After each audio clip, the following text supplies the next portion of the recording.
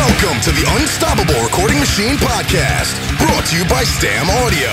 Stam Audio creates zero-compromise recording gear that is light on the wallet. Only the best components are used, and each one goes through a rigorous testing process with one thing in mind, getting the best sound possible. Go to stamaudio.com for more info. And now your hosts, Joey Sturgis, Joel Wanasek, and Eyal Levi. Hey everybody, welcome to another episode of Tips and Tricks. We have Zakk and Matt with us. They work with John Feldman. They're awesome dudes. And yeah, welcome guys. Hi. Hey, thanks for having us. Yeah, so let's talk about guitars. Everything guitars. So first thing that comes to mind is how heavily do you normally edit guitars, and at what point do you go more for performance versus editing? We try not to edit guitars as much as possible. So a lot of the riffs we do are like really simple, and we record like a lot more, big choruses and like simple type leads and like not a ton of like shreddage. So it makes it really easy for someone to play it pretty much and not have to edit it. I have a question about that because whenever somebody comes in and they have simple parts, I see myself naturally gravitating towards layering it. Is that something you guys do? Yes, we do a lot of layers. Okay, that's good to know. Simple leads are easier to play more than once. Yeah. And layer up and get really cool, interesting sounds. So I was curious. By layers, you don't mean different parts. You mean the same part played multiple times. Yeah, or maybe accompanying parts too, because, the faster you get, the more notes there are. It's like hard to line everything up. Yeah, we'll do different parts. We do a lot of like edge style, like dotted eighth note guitars with like a Vox, and that is really cool if there's like 4 or 6 of them. Sometimes like in stereo, it just sounds like this crazy effect. Or like, I was just doing a song that was like fade to black, like Metallica, where it's like 2 clean guitars and like 2 acoustics, and then like we layered like some mandolin and some other crazy stuff in there. So we'll layer the same part sometimes, and we'll layer like a lot of different parts a lot too. And as far as guitar arrangements, are you always thinking in terms of like a bigger arrangement, or are you thinking in terms of riffs? Like how do you go about that with the layering? I think it depends on like what record we're doing, Yeah. Like we're doing Black Veil Brides right now, and it's like all about the riff, like we had in mind that we just wanted to be classic metal. So obviously the focus is going to be more on guitar riffing, and then other thing, it's like, let's just lay this down real quick because it's, a power chord. All right, so let's talk about the metal approach, because that's what you guys are working on right now. Like, what's the first thing that comes to mind for just amping? So we're still in the pre-pro writing phase, but we've been using a Kemper for all of it, and it sounds amazing. We have this awesome profile. It's a profile of a Friedman Brown Eye amp, and it sounds incredible. And that's our favorite so far. And as we've been like writing, we've been shooting out different amps. Like Jake, the guitar player, has this Marshall JVM. That's great. We tried it through a Mesa cab. We're trying it through a Marshall cab. Marshall's sending us 2 amps next week that we're going to try out. We tried out all of John's amps, but honestly, the Kemper has taken the cake so far. And what kind of cabs are you running? The cab, we have I don't know the model exactly, but I think it's just an old school Marshall 1960A. And that's like our standard cab that we use for pretty much everything.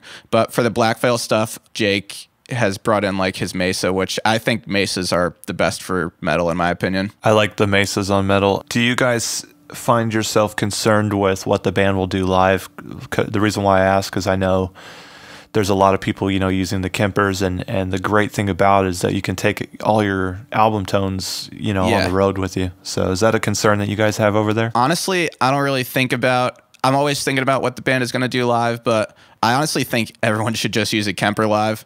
I see a lot of bands doing it now, and I just think it just sounds incredible, and it's just so simple, and I just don't think you can beat it. Like, you could just, like, carry it around, like, minimalize your issues because you don't have to deal with, like, tubes and stuff, and it sounds good. Like, even if you don't think a Kemper sounds as good as a real thing, it's good enough for live, and the convenience and stuff makes it worth it, I think. Yeah, and the consistency of a Kemper is just, like, unparalleled, like every day you're setting up the microphone and it could be a little off axis or whatnot, a different spot in the cone. With the Kemper, it's just the same thing every day. Yeah. So that's definitely convenient. Yeah. So when you get to actual album tones, how often is it the Kemper versus the real amps that you guys are shooting out, or do you shoot them out and then make a profile and use that? In general, we use amps most of the time. John's got this Hughes and Kettner that he used on, or John Feldman, yeah, he's got this Hughes and Kettner that he's used on like the old Story of the Year albums and the old Used albums and pretty much every classic John Feldman album.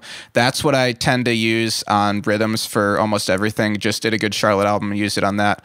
And the Kemper, we use it for a lot of leads and stuff, but we just recently started doing this Black Veil Brides album, and we've been using it a lot. So it's mostly amps, but Kemper sometimes. So what do you think is the most important part in getting a badass guitar tone? The player. The player. I was just gonna say. We say that to people all the time. I kind of knew you guys were going to say that because that's like the only right answer. But it's hard for people to really understand that. Can you like identify what it is about a player that makes all the difference, at least in your mind? I mean, honestly, I think it's experience, like having recorded and knowing that like if you tilt the pick a little bit and you get like a little bit of that string scratch when you're chugging, or, you know, just little nuances that, you know, someone that's been playing guitar and recording for, you know, 15, 20 years is going to know over someone who hasn't recorded an album and has only been playing for 3. Yeah, bad pick attack, like bad vibrato versus good pick attack and good vibrato, you know. Oh man, sometimes good vibrato's everything. Yeah, that's what makes a good guitar player. One day, like, you know, I just had an epiphany when I was younger, and I was just like, do I want to be, you know, Alexi Laiho? I don't want to sit in my room and practice to a metronome every day, or do I want to have, you know, vibrato like Tom Schultz from Boston? So what I did, I just practiced bends and vibrato, and I'm glad I did, because I think that's so much more important than be able to play fast, because there's always going to be someone out there that's going to be able to play faster than you, in my opinion. Or you could just be Yngwie Malmsteen and have both. Yeah. And a couple Ferraris and leather pants. I think a great example is if you listen to like any Colin Richardson album, or like for instance Bullet for My Valentine, Scream Aim Fire, the riffs are badass and the tone is badass, but it sounds badass because the riffs are sick and the playing is amazing, and even if the tone was terrible, it would still sound sick. Well, the thing that I think people need to understand about sick riffs that they hear on records is that generally, I mean, I know that you can piece them together, but generally that's what it sounds like when the guy actually plays it. Like, yes, that's what it is coming out of the guitar. You don't have to mold it into that generally, or you shouldn't have to. Right. Unless it's just a stylistic choice, I think. Yeah. Agreed for sure. So how often do you guys end up grabbing the guitar? All the time. Quite a bit, yeah. If we're recording guitars or we're writing or we're coming up with guitar parts, we usually always both have a guitar in our hand, and we're just bouncing ideas off the players, or we're like, or the player will be like, I love how you just played that idea, just like play that in really quick, and we're like, you sure you don't want to play it? And usually we make them play it just because I like to have the actual players play it. But yeah, a lot of the times like our guitar playing will end up on records and stuff, so all the time. How do you deal with the situation then when the player absolutely sucks and you're forced to play the guitar for them without hurting too many, or should say too much, of their feelings? Usually it's really weird. Like a lot of the bands that we deal with that aren't very good musicians, which isn't that many of them, don't really like to be in the studio that much. So we'll just be like, do you care if we play your guitar? And they're like, yeah, go for it. Sounds sick. And we're like, cool. So it's easy. And usually if it's a guitar player that really wants to play, then I'll get them to play it. Okay, what do you think is the most important part of badass guitar tone besides the player? Like what are the parts? Like what are the other things that you think are just essential? Okay, well for me, just getting a tone that's like thick and spongy, not too much gain. I always try to use much lower gain. I know it's like a common thing, but I just think it sounds way heavier, because like any sound, like a vocal or something, like I think screaming vocals are way more impactful, like when you can understand what the person is saying. A guitar is way heavier, like when you can understand what notes are being played. So less gain. And then in terms of like, once we have a sick sound and a sick player, my next step is the Waves SSL EQ, just messing around with the 8K and just bringing it up until the sizzle is good. Let's talk about miking for a bit. And we had touched on the last episode we had done with you guys about the combination of mics that you guys like, but what do you usually aim for in a speaker cab? Because, you know, you have your speaker, you know, some guys are like dead center, some are where the center meets the dust cap or whatever the technical, you know, like the ring, that's what I call it, or the outer part, or... Yep, that's where I am. I'll just grab my phone and take my flashlight and look at the speaker and just find where the cone meets the center or whatever. And yeah, I'll just put the mic like right there. And that's usually the sweet spot. How close to the cab do you usually place it? Like an inch back, 2 inches, 5, 10, 20? Not at all. I've messed with different ones. Right now, I'm right on the cab, but sometimes I like it an inch or two back. Yeah, I usually like it about an inch back because it just controls the low end a little bit more, I find. Yeah, you guys said that you guys had a very specific mic setup that you used on the last episode, but do you guys ever like switch anything out or play around with that stuff? Yes, we do. I think a Shure SM7 sounds really cool on guitar. We've used that on tons of guitars. Yeah, it's generally the mic setup we talked about. We used to use a Royer all the time, but it got stolen, and we just haven't gotten a new one. So we don't really use that, but yeah, we keep it pretty basic. Shure Beta 57, KSM 32 on 2 different speakers, right where the center meets the edge. And yeah, sometimes we'll throw an SM7 on there, and we used to use a Royer, but not anymore. And we've messed around with room mics and stuff too for certain sounds, but I'm not too big on them. Yeah, what about like mic pre's? Mic pre's. All of our guitars go through, or electric guitars go through it's called a true pre. It's like 8 pre's in one. Yeah, I'm familiar with that one. Yeah. And that's just what John's used over the years, and so that's what I use, and it sounds really good to me. Do you sum it on the way into Pro Tools or sum it in Pro Tools? Yes, we sum it, but not like we make 2 aux tracks, and then we blend it down to 1 track as we're recording. So it's not summed like analogly or like outside of the box, but I do really want one of those Chandler pre's that has the summing switch. I think that would be really cool and save us a step so that we don't have to sum it like on the way in. But either way, at the end of the day, what you end up with that's recorded is one track, Yes. a blend of both mics. Yeah, just keep it simple. Do you ever find that like when people send you like guitar tracks that have like 4 mics on the same cab that shit just gets really annoying? Yeah, for sure. There's like a lot of phase issues, obviously. Like a lot of people don't know how to work with phase, and a lot of people have mics that are out of phase and stuff. Yeah, I don't think it's like necessary.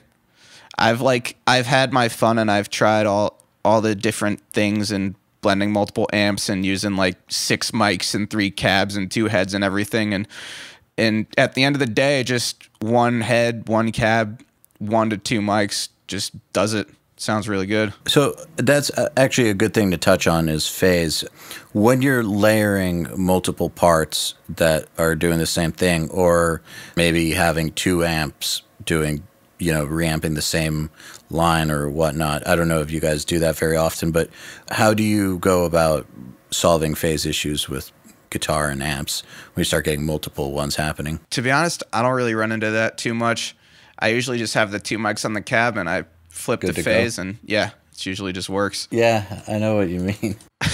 It just comes back to keeping it simple, like we said, because if you try to get too technical, then you can run into those issues. But we mostly just keep it the 2 mics and print it on the way in, and that's that. All right, let's talk about bass. What are you guys usually doing for bass? Okay, bass. We have this P bass. I think the only bass that has ever beat it to me was this band called Stick to Your Guns. They had this bass called a Gibson Grabber. It sounded unbelievable, and I want one really bad, but I just haven't bought one. But that sounded amazing. But other than that, Fender P bass, 4 or 5 string, depending on the band, sounds killer. It goes through an Ampeg head into an Ampeg cab, and then we mic the cab up with a Sennheiser 421, like right on the center of the speaker, and then a blue mouse like 3 feet away with like a gobo behind it. And it just gives this really cool low end. And then we blend that on the way in. And so the bass goes direct through like this MBC multiband compressor pedal. And then that gets split out into the amp and the DI.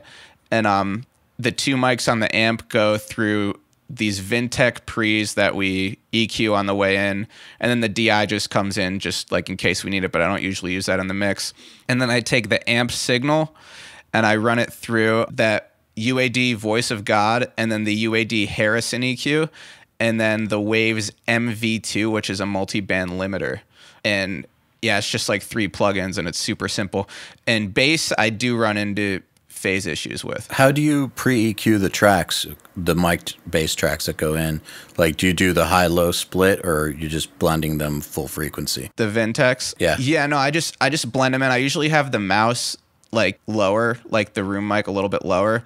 But yeah, I just mess with the EQs until it sounds good to me, pretty much. So where do you run into phase issues? Between the mics or with the kick? Between the mics and the DI. So the DI is always like way ahead, and then the Sennheiser mic it's right on the cab on the center is usually like a little bit behind the DI, and then the Blue Mouse mic, which is a couple feet away, is usually like pretty delayed. So what I have to do is I have to like go in. And sometimes I'll use like a time adjuster plugin and find the exact amount of samples that the last one is delayed. And then I'll just like make all the other bass tracks delayed just a little bit with the plugin.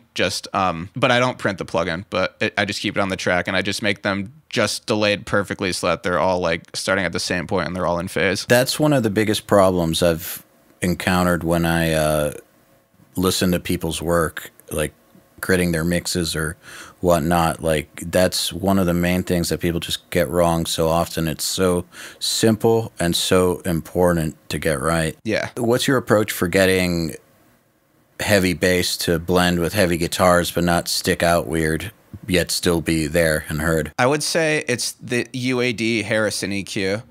That thing gives it like this crazy mid-range. I filter the low end a little bit to clean it up, and then I filter like a lot of the high off, and then I just like make the mids pop out pretty much, and I scoop the mids on the guitars. And then also like in going into the bass amp for heavier music, I drive it a little bit so that it's like, it's not distorted, but it's like breaking up like kind of gainy. And I think that distortion, sometimes I'll throw like a decapitator on it, but like put the mix at like 30 or 40% and just like crush it just to give it presence. And yeah, I think just like making the bass have an edge and like a nice mid-range makes it pop through the guitars. You guys do a lot of compressing on your bass? Oh yeah, big time. Oh yeah, I forgot to mention that. Yeah, on the way in on the two mics, the close mic I run through the Slate Dragon and I just like slam it, and then the far mic I run through an LA2A and I slam that. So when you say you slam it, can you go into a little more detail? Yeah.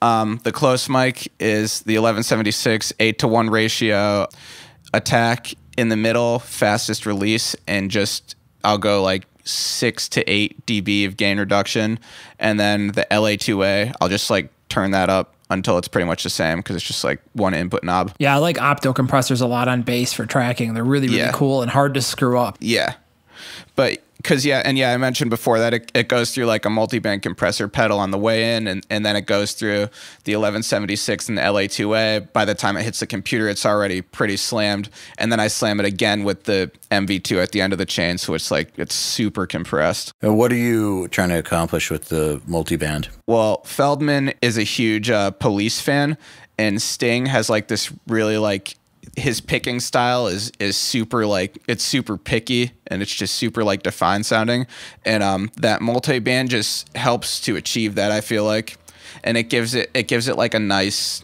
low end too. But yeah, it helps. I feel like it helps for the pick attack. So speaking of pick attack, you prefer fingers or pick? Depends on the player.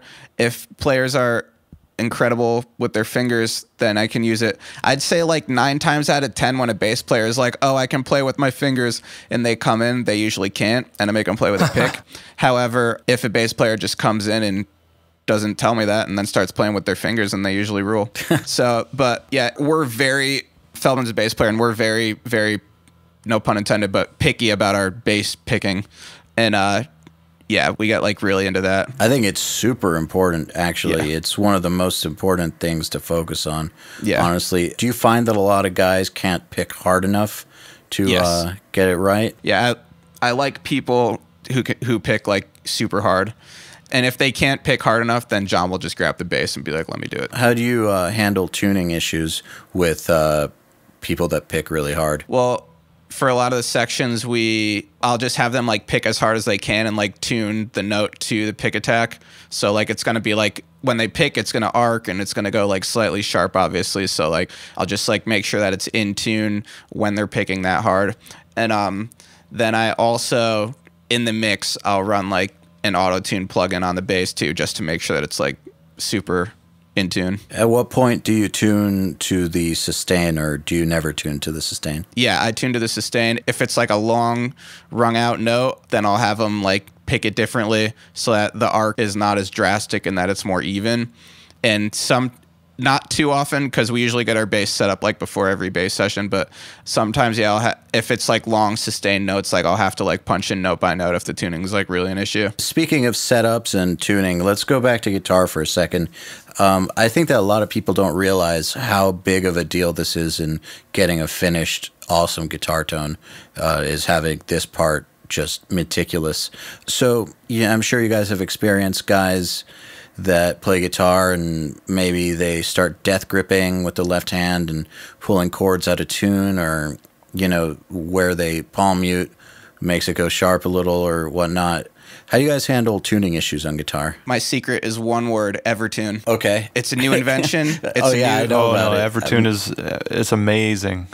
I'm sure you guys know what it is, but for people who don't, yeah, it's a new type of bridge on a guitar, and for rhythms, I always will use it. I will never probably record it. I mean, for like the kind of stuff that I do, I will 9 times out of 10 I will use an Evertune. Yeah, it's the best thing ever. It's like, it's cool because you can tune the pegs on there. Like, it's really weird because when you actually turn the tuning pegs, like the string won't change because there's like a spring in the actual Evertune that holds it in note for like, I don't know, you can turn the peg like 6 or 7 times and it'll just stay on the same note. But like, you know, for better players that want vibrato, you can go to the end of what they call, there's 3 zones, so that you go to the end of zone 2 and you can vibrato. But then, you know, if you have someone that's pulling it out of tune and stuff, you go back on it a little bit and you can't even bend the strings. Like, you can bend the string as hard as you can. That would be like a 3-note bend and it'll just stay in tune. So it's like, it's insane. It looks really weird when you're doing it because you're like, the note should be changing, but it's not. It's the craziest thing, but it's like the best thing ever. It's amazing. I need to get one of those. Science, man. And like, I won't use that for like solos and stuff, for something that's really expressive, but for rhythms, yeah, it's incredible. So I've heard, and I don't know because I haven't really messed with an Evertune, I've heard that it does have like, that there is a trade-off, like it hurts the tone a little bit or the sustain a little bit. Is that true? Do you find that? We have ours on a Les Paul, or we have a couple of them, but the main one that we use is on a Les Paul, and that's a super heavy guitar anyway, like super, lot of wood, really thick, and like they cut a sizable chunk out of the back of the guitar, but I haven't really noticed the tone change. And honestly, like for the tuning and the convenience, it's so worth it to me. Yeah, the benefits far outweigh like 2% difference in the tone. Did you guys see that guitar made out of cardboard? No. Yeah, the Stratocaster. Yeah. I just saw it. I didn't watch the video though, so I didn't hear it, but it looked pretty nuts. Watch that video, man. I can't hear any difference. Wow. Okay, I'm gonna look. I gotta check that out. I think I saw it in passing and was like, okay, I'm not clicking this. Okay, but I guess I will. So as far as getting guitars and bass set up, I know we always tell people that it's super important, and not just that it's super important, but it's super important to work with a tech that you know and trust and who will sit there and get the job done for you. Because if you just take it to Guitar Center or something, it's just going to be some guy who's going to do a job kind of half-assed, and then you're going to pick up the guitar and go to the studio or go home, and that's it. That's the end of it. And I find that oftentimes guitars have to be set up for a certain purpose, and sometimes it takes a little bit of tweaking. So what are your thoughts on that? Yeah, we have an awesome guy named Willie in LA that we use all the time. And he's just like super reliable. And like, if we ever have an issue, like we can go back to him. And yeah, like it's just, there's nothing worse than getting your guitar set up and then setting down to track and everyone's ready. And then it's like, or the bass and the intonation's out. Like that's just like the biggest buzzkill. And so yeah, I think it's just crucial to find a tech that you can develop a relationship with and that knows like you and knows what you do, and just that you can trust that it's just that they're just going to do it right every time, because you don't want to put bumps in the road for your sessions. Yeah, I think it's just going to make your tracks unmixable basically, or much harder to mix if you let this stuff go at the beginning. Yeah, absolutely. So how often, you said that before every bass session, do you mean per album or per song, or just literally per time that you're going to go track bass? Per album. Okay. Yeah, we'll get it set up per album. Like we do a lot of like one-off songs and stuff, and for those like we just get, because a lot of them just don't get used, and so we just get away with, you know, doing what we have, so we don't have to like spend the money and get it set up every time. But definitely every album we'll get the bass set up. We like to get the guitars set up and everything like at least like once every 6 weeks or so, just because, yeah, we have a guy for bass and we have a guy for guitar too, actually, like 2 separate guys. And yeah, they both are killer. And if I could get it set up every day, I would, but I don't. So every 6 weeks, no matter what's going on. Yeah, pretty much. It's just like a good feeling to just like get the guitar back and just like have it be like new again, pretty much. Yeah. And how big of a deal is the guitar itself to you? Like, Huge deal. so if the guitarist has a guitar that he's all emotional about, like, and you don't think the guitar is very good, like, how do you approach that? Like, can you talk a little bit about that? So yeah, so there's 2 different things. So sometimes a player will have an instrument that doesn't sound good. For instance, I was recording Mikey Way from My Chemical Romance 2 weeks ago, and he brought this bass that like sounded like pretty bad, and I was tracking with him and I was like, this doesn't sound very good. But then halfway through the song I was like, but it has like a certain sound and it sounds like him. So I was like, okay, cool. So we're going to keep using this. If the instrument gives the player an identity, then I'll use it. But if not, I'll just be like Stick to Your Guns had a bunch of guitars that they brought in, and our Les Paul just crushed all of them clearly. So we just used that, and they were okay with it because it clearly sounded better. I think that that's a great way to go about it. I find that sometimes people get attached to instruments for no good reason. Yeah, for sure. What about strings? How often do you change those with guitar and bass, and what are your go-tos? As often as possible. If we use Ernie balls, we're endorsed by Ernie Ball. And so, yeah, that's what we use on everything. Yeah, we'll just like, whenever they get dead, we change them pretty much, you know, try to do it like once every week or 2.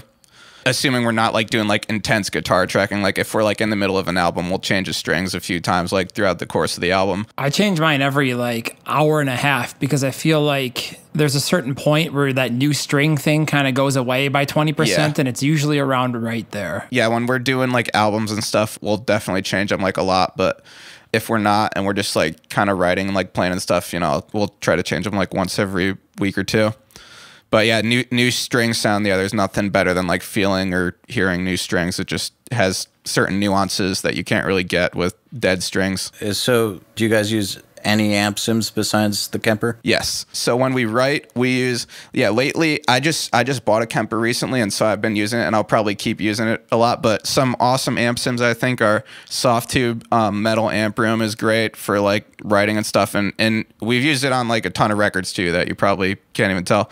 And then Soft Tube Vintage Amp Room is incredible. Like I use that on tons of records as well. It's really good for it gets a really good like Vox tone. I think it's really good for like Edge U2 style type things and stuff like that. I think it sounds really cool. The Vintage Amp Room Soft Tube, if you turn that, it's like the green, what is it, Zach? The green distortion or whatever? It's the Fender model. Right. Yeah, it sounds just like George Harrison's guitar in "Oh Darling." Yeah, nice. On the Beatles. So it's really cool for that like vintage stuff. But for me, I like to use. I think Amplitude is really cool for writing because you can just pull up pretty much any one, and it's like the only amp sim that got the endorsements from the companies to use the actual names. So I mean, I guess I trust in that, and they have a lot of cool like pedal selections as well. There's this one like really cool kind of phasey pedal on there that I use all the time, and then it has like Slash's signature stuff. I like his wah pedal, so yeah, the Amplitude is a really cool guitar sim for me. How do you guys change your approach when you're working with those? Like not in the pre-pro phase of if you're like going to actually use one of those tones on a record, clearly it's a different process than using a real amp. Like what are the main differences in your approach? Yeah, I mean, if we're doing something in like the demo stage and it just sounds fucking cool, and we're like, we usually just keep it because what's the point in trying to change it if it's like if we're stoked on it, you know? And a lot of the times we try to change to beat it and we just can't. So I kind of think the demo stage is just, it's kind of more like a vibe. It's like, yeah, you know, it's kind of like there really isn't a demo stage, but if you say that, it kind of helps you like accept things that you would normally put up on a pedestal and then in retrospect, you look back and you're like, oh, that was actually really awesome. So Yeah, for sure. Yeah, agreed. Cool. Well, what's your favorite mic on an acoustic? A Flea 47 mixed with a Telefunken pencil mic. And how do you go about blending acoustics in with super dense, heavy arrangements? Using multi-band compression or just a filter to filter out the low end. And here's an interesting fact, actually. John has this old Martin that we use for every acoustic thing ever, and we've never changed the strings on it ever. An intern changed the strings one time, and John made him take the old strings out of the garbage and put it back on it because John hates the sound of new strings on an acoustic. ooh, wow. Yeah, we'll just change out one string at a time as they break. That's how they get changed. Yeah, we don't change the strings on it, and it sounds really good. Fair enough. Cool. Is there any other guitar bass tidbits that you think people should really pay attention to? Or Buy an Evertune, buy a Les Paul, buy a Kemper. Boom. That's pretty much what I have to say. And buy a P bass. yeah, I think a P bass and a jazz bass are just essential. Yeah, Oh, yeah. for sure. All right, thanks guys for being on. Thanks for sharing your tips and tricks, and talk to you next Awesome. time. Thanks, Yep, guys. sounds good. Thank you. again. The Unstoppable Recording Machine Podcast is brought to you by Stam Audio. Stam Audio creates zero compromise recording gear that is light on the wallet. Only the best components are used, and each one goes through a rigorous testing process with one thing in mind: getting the best sound possible. Go to stamaudio.com for more info. To ask us questions, make suggestions, and interact, visit urm.academy/podcast and subscribe today.